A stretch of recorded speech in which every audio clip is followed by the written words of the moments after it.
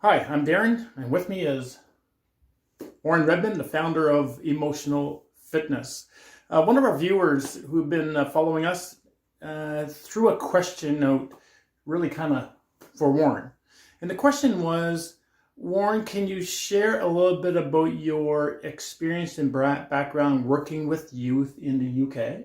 Mm. And what were some of those, whatever unfolded? And can you share that experience? I'll do my best. Okay, thanks. Yeah. And I think the question was there because the person knew that I did a lot of work in the UK back in the day with youth, but mostly latterly with youth leaders and help train them and help them in their work with youth. Could have been on the streets or in coffee bars or on street corners or wherever they were, and or in organisations of all kinds, including the YMCA, for example, and youth clubs all around the country in the UK. And in fact, much of my work on when I developed this whole process of inner balancing towards emotional fitness was based on that work with youth leaders and with youth as the target. For example, listening power itself as the foundation of everything was because of the recognition that above all, what young people seem to desire more than anything was to be listened to. And they were not listened to very clearly by their parents, by their teachers, by their bosses, perhaps, by other young people even, and not even by those people who were professionals working with them, by the youth leaders themselves. So my work with youth leaders, youth workers, as we call them in the UK, was to offer different kind of tools and processes to help them on their way. So listening power became one of them. And I'll go through what listening power is later on in other sections, but I just wanted to really clarify that work was based on what young people needed, as distinct from so much of the work that was going on then and continues even more now, when we seem to be needing or wanting to analyze what's going on with young people, where if there's a problem with a young person, we bring in a psychologist, for example, and we give them tests instead of simply listening to them. And one of the things we can listen to and can honor in young people so that they recognize it themselves, is to help them delve into their own experiences and what those have meant to them. So learning from experience, which is the second step that I described last time, in our processes of inner balancing, which again was custom made to work with young people. Would ask simple questions.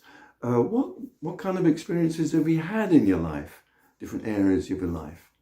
And I encourage youth leaders to ask those of the youth that they were working with. When they started to ask them, well, what are your experiences, rather than telling them what theirs were, then they open out considerably. And not just what was your experience, but what have you learned from that? And what would you like to do with it now? And what might you change? So a series of questions that help young people, to help youth clarify that they had a series of experiences that were of real value to themselves. And the life scale, which was the third step that I mentioned briefly last time, and I'll go into at length later on, again was especially custom made for work with young people. So, for example, a youth leader I can remember one of them. I worked with a group of youth leaders. One of them who said that she'd been working with this group of teens who were kind of hanging around on street corners for 2 or 3 years now, and found it really hard to get close to them and had good conversations with them. And So we developed a series of a few questions, and they included something like, how much power do you feel you have? What do you feel the purpose in your life is? And how much pleasure do you get from your life? And when she started asking those questions as part of their conversation, these youth started to really delve into what their purpose was and what pleasure they had from their lives, and how much power they felt they have. That was a really key one from them. Those were the first three key questions that eventually turned into what became the life scale of 10 questions. Those were the first three. So developing ways of working with youth through a whole range of youth leaders working in different settings with youth in the UK really helped to inspire the growth of this work of emotional fitness. If you like, they were both the guinea pigs and the recipients of the first kind of clarifying questions and the ways of listening to people. The results, because I worked with a group of youth leaders for 2 or 3 or more years, I think, in their work with youth on the streets in different parts of the country, the results they found were startling. They developed closer, deeper relationships with those young people. The youth themselves really displayed much more positive ways of living in their own lives. They became much more satisfied. The ways in which they were working, sometimes in negative ways, improved significantly. Their education improved. People got better work, or they got work, and it was better work. Their relationships with each other blossomed. Some of them who were homeless went back home or created different living environments for them that were much more positive. So clearly over 3 or 4 years, when these youth leaders were working with those young people, using these very simple processes, which totally changed the way they had been working, from one which is much more guiding and advice giving to one in which essentially they were just listening, but using structured approaches to listening, made big changes in people's lives.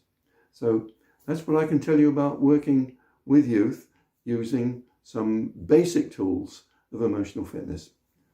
I'll leave it at that, Darren. Awesome. Thank you so much, Warren. So what I'm hearing in essence is working with youth, whether it's our parents, our teachers, youth leaders, or otherwise, there was a significant difference that took place when, instead of analyzing, testing, guiding, to utilize these structured listening tools, that made a big difference. It did, to my surprise, actually to my amazement, as well as the amazement of the youth leaders who were working with me and working with the young people directly on the street. So much so that it really inspired me to develop this work. Otherwise, it would have just stayed where it was. Yeah. So I'd like to thank the viewer who actually presented the question to Warren, and thank you very much, Warren, for taking the opportunity to respond to that question. Well, I hope it answers some of the question anyway. And if there are more questions, I welcome you to ask them. Closing remarks, Warren? Listen to yourself. Listen to yourself. Mm-hmm. Thank you. Thank you.